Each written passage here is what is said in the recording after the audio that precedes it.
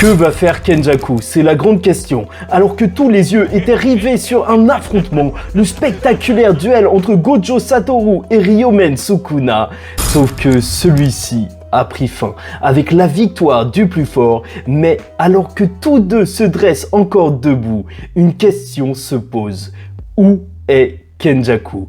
Et surtout, quel sera le prochain mouvement du mastermind de Jujutsu Kaisen? Il est temps pour nous de revenir à la réalité après ce combat de légende et nous poser la question de la suite des événements.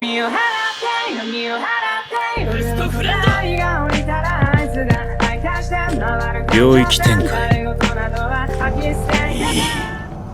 それでいい Mesdames et messieurs, ici Chage et on se retrouve aujourd'hui pour parler de la suite de Jujutsu Kaisen, l'avenir de Sukuna, celui de Gojo, le fléau ultime et aussi, bien sûr, revenons sur Megumi. Et commençons tout de suite nos analyses et théories par la future victoire de Sukuna malgré celle de Gojo. Puisque tout le parcours de Gojo Satoru dans Jujutsu Kaisen nous a montré une chose, c'est qu'il est certes extrêmement puissant, que c'est le plus puissant, qu'importe la personne, il est le plus fort, mais surtout son parcours nous aura montré qu'il n'est pas tout puissant. Il n'est pas capable à lui seul de changer le système des exorcistes et que la force, même dans cet univers, n'est pas la seule chose à prendre en compte. Mais plus que la symbolique d'un Gojo qui pourrait perdre, même s'il est le plus fort, on pourrait bien sûr s'arrêter sur le fait que Gojo bloque l'intrigue. C'est vrai et même totalement normal dans un sens que Gege Akutami juste éloigne les deux personnages qui sont hors catégorie,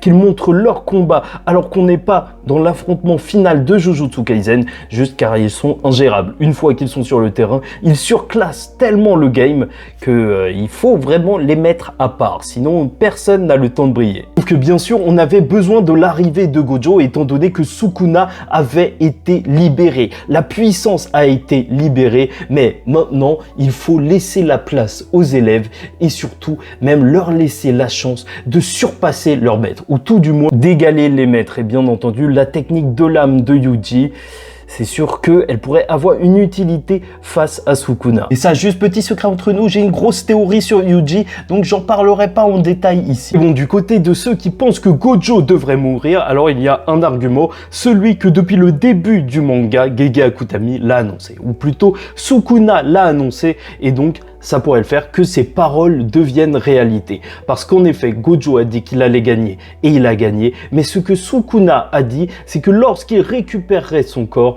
alors il serait la première personne qu'il tuerait. Voilà, Gojo Satoru était censé être la première personne à tomber. Bon bref, il a tué d'autres randoms, mais est-ce que ça compte véritablement? Je sais pas, voilà. Donc s'il a annoncé un seul meurtre et qu'il le fait pas, c'est peut-être un petit peu bizarre et peut-être qu'il nous faudrait donc la mort de Gojo. Après, ça peut encore être 100% cohérent vu qu'il dit quand ce corps sera à moi et donc peut-être qu'il parlait du corps de Yuji et qu'à l'avenir, lorsqu'il l'obtiendra, s'il obtient le corps de Yuji à 100%, alors ce sera terminé pour Gojo. Mais d'un autre côté, ce serait un petit peu redondant de tuer Gojo à ce moment de la série, parce qu'en fait c'est un petit peu le but de la vidéo, donc de parler de toutes les issues possibles. Étant donné que Gojo Satoru, ce qu'il a fait, c'est qu'il a été piégé, et c'est pour ça qu'il n'était pas là durant un long moment de l'intrigue, sauf que en tant que lecteur, nous, ça nous fait le même effet que si Gojo était mort. Gojo, narrativement parlant, était éloigné de l'intrigue principale,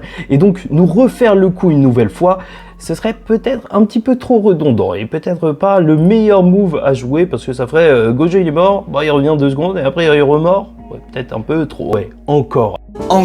Après, bien sûr, on peut retrouver aussi, et je pense que c'est plus probable déjà, ça plutôt que sa mort, donc une incapacité de la part de Gojo, qui a, durant tout le combat, donc déjà a été enfermé juste avant, depuis un long moment, donc son cerveau devrait vriller, et en plus il l'a explosé et soigné plusieurs fois pour utiliser ses capacités occultes après ses extensions de territoire, et il faudra un moment où il devra payer le prix de tout ça. Je reviens pas sur la discussion qu'il a eue avec Geto lorsqu'il était jeune, et Geto qui lui demandait s'il était le plus fort car il est Gojo Satoru ou s'il est Gojo Satoru car il est le plus fort, mais en gros, l'humanité de Gojo Satoru a toujours été mise en avant. Donc, lors de l'incident de Shibuya, on l'a laissé avec des humains, il aurait pu juste tout terminer, tuer tout le monde, mais non, c'est son humanité qui l'a poussé à perdre dans un certain sens. Et c'est ça, il est Gojo Satoru avant d'être le plus fort. Il est un être humain avant d'être le plus fort. Et surtout, son but, là,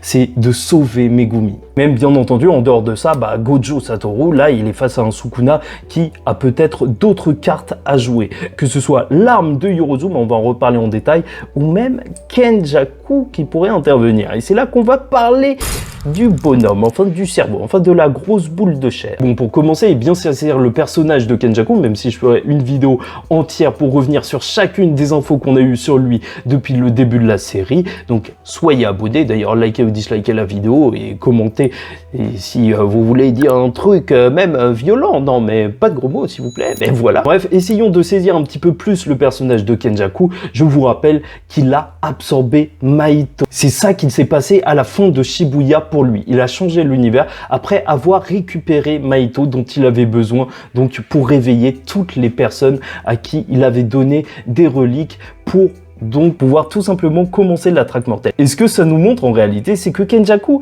est beaucoup plus donc un mastermind qu'un réel combattant, un réel scientifique qui veut juste expérimenter, qui dirige les plans et donc en bénéficie au bout d'un moment. Il récolte les fruits de ceux qu'il a semés et c'est pas forcément le mec qui va frapper à l'arbre pour faire tomber les fruits. Pour rappel, juste avant le début de l'affrontement Gojo-Sukuna, Kenjaku voulait en profiter pour tuer tous les autres personnages qui participent donc à cette traque mortelle, étant donné que pour que son plan ait lieu, il doit y mettre fin et donc tuer chacun des participants. Et là, il en profite car les élèves sont occupés à surveiller le combat de Gojo vs Sukuna. Et bien sûr, Gojo ne peut pas arrêter Kenjaku alors qu'il a les mains à défaire Sukuna. Et il faut rappeler même l'objectif global, c'est de créer donc ce fléau ultime, utiliser les barrières de Tengen pour faire converger, pour transcender l'humanité, ou en tout cas une grosse partie des êtres humains, pour créer quelque chose de totalement autre. Et en réalité, on n'en connaît pas tant que ça en fait, on sait pas grand chose de ce réel plan. Parce que bien évidemment que ce fléau ultime, cette créature ultime sera l'antagoniste final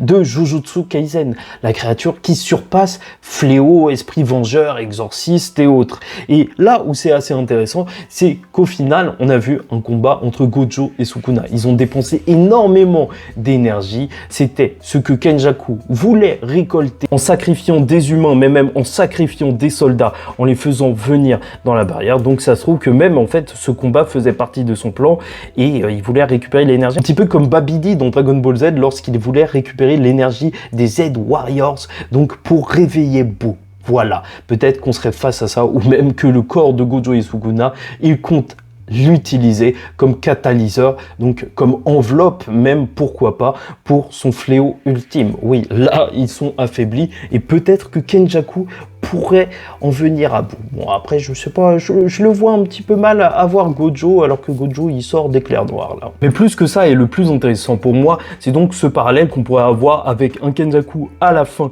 donc, de Shibuya, qui absorbait Mahito, et là, qui pourrait absorber Sukuna, pour mettre fin à la traque mortelle. Et si je te dis ça, c'est pas parce qu'il y a plein de personnes qui disent ça, mais j'ai des arguments. Et oui, c'est aussi pour ça qu'on regarde les vidéos, c'est pour essayer d'avoir des théories un petit peu plus solides.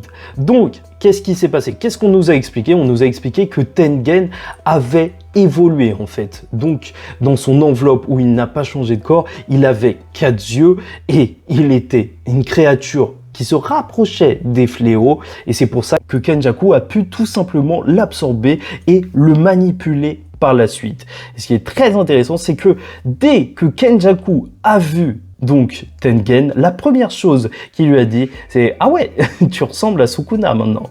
Donc, ça veut peut-être tout dire. Peut-être que ça expliquerait pourquoi Sukuna était censé être un humain et il ressemble à autre chose, il se régénère comme un fléau et il est limite un fléau parce que juste son corps, à la manière de Tengen, a évolué et ça permettrait donc à Kenjaku de prendre le contrôle de Sukuna. Je pense que c'est pas du tout anodin qu'on nous ait dit ouais, le mec il ressemble à Sukuna et ensuite il a été absorbé, puis là on a Sukuna qui est faible et un Kenjaku qui, voilà, il peut manger là. Enfin bref, après ça ne reste qu'une idée, n'hésite pas à me dire ce que t'en penses en commentaire. Et c'est vrai que Sukuna, je le vois mal être ridiculisé à ce point et juste être manipulé. Je le vois plus comme un Madara qui se libérerait donc de sa manipulation, mais à quoi ça servirait donc qu'il soit manipulé pour ensuite juste qu'il ressorte? C'est là où la théorie fonctionne un peu moins. Mais bref. Passons au cas Yorozu et un fait assez intéressant. Parce que bien sûr, j'en ai parlé encore et encore lors des reviews, du fait que Megumi devait revenir simplement pour le fait, même qu'on n'ait pas vu tous les Shikigami, on n'a pas encore vu le tigre, et même il utilise ces Shikigami de manière différente de Sukuna. Il a pu en apprendre avec Sukuna et on n'a toujours pas vu son extension de territoire, et c'est pour ça que, pour moi, Megumi a un grand intérêt. Donc, pour revenir dans l'intrigue, c'est pas comme Nobara, lui, il avait déjà lancé son extension de territoire, mais elle n'était jamais complète. Donc, tout le monde a envie de la voir complète. Bref. Surtout que si on se rappelle bien de la fin du combat Gojo face à Sukuna, Sukuna doit rappeler à Makora que maintenant, c'est lui le maître des 10 ombres et qu'il va falloir l'écouter. Un petit peu comme si Makora résistait encore un petit peu, donc était encore lié à Megumi. Donc reste à voir s'il faut vraiment un esprit de Zenin pour utiliser à 100% les capacités des 10 ombres. Mais revenons-en donc à l'arme. Et donc la chose que je vous ai pas dit, parce qu'on en a parlé semaine après semaine, c'est que bien sûr Yorozu a pu laisser un dernier cadeau à Sukuna. Un cadeau qui pouvait être assez particulier parce que normalement elle ne peut pas créer d'armes, sauf que là dans la mort elle pouvait faire donc un serment qui lui coûtait la vie pour créer une dernière arme, peut-être. Mais bien sûr ça nous rappelle dans tous les cas Mai qui, elle, pouvait créer des objets. Sauf que c'est là où ça devient très intéressant. C'est que Mai, bien sûr, elle n'a pas simplement créé un objet, mais comme on l'aura vu dans le combat entre Maki et Naoya, alors une partie de son âme est restée dans la lame. Voilà, dans la lame qu'elle a créée, elle a laissé une partie de son âme, puisque le mec qui arrêtait pas de gueuler « Katana! Katana! Katana !» Donc, il a dit, en fait, cette lame, c'est un petit peu comme si elle écoutait que Maki, et c'est pour ça que Maki peut l'utiliser. Mais là, plus intéressant, ça veut dire que si Tsumiki, ou plutôt Yorozu, donc a créé un objet pour Sukuna, on pourrait se retrouver avec un objet dans lequel se trouve l'âme de Yorozu. Ça, certes, ok, ça peut être là, mais s'il y a un bout de l'âme de Tsumiki, ça pourrait vraiment réveiller Megumi. Si sa sœur a pu placer donc son âme à l'intérieur de l'arme, puisque ça a été fait même pour Maki et Mai. Voilà. Je vous laisse avec ça, je trouvais ça assez intéressant parce qu'on entend souvent parler donc de l'arme secrète de Yorozu qui va aider Sukuna ou qui va réveiller Megumi, mais il faut garder en tête, fait très important, que donc une âme peut se trouver à l'intérieur et donc que ça peut faire toute la différence. Mais reste à voir comment sera Megumi, même s'il peut en sortir donc de ce corps et donc reprendre la maîtrise de son corps. Puisque il s'est pris l'infini de Gojo. Je vous rappelle que Sukuna l'a lancé sur lui. Enfin bref, voilà, c'était vraiment une mini vidéo pour reparler un petit peu des enjeux qu'il y a autour de ce combat juste énorme, parce que bien entendu, on était tellement happé par le combat que parfois, on a un petit peu du mal à penser à la suite des événements, et je voulais résumer tout ça dans une vidéo. On en a déjà parlé donc en review, mais je voulais aller un petit peu plus loin dans le détail. Enfin bref, et quoi qu'il en soit, qu'on ait tort ou qu'on ait raison, à chaque fois, c'est un plaisir de parler de Jujutsu Kaisen avec son univers riche qui nous permet donc de faire d'énormes théories. Et tout simplement, tout ça promet. My best friend!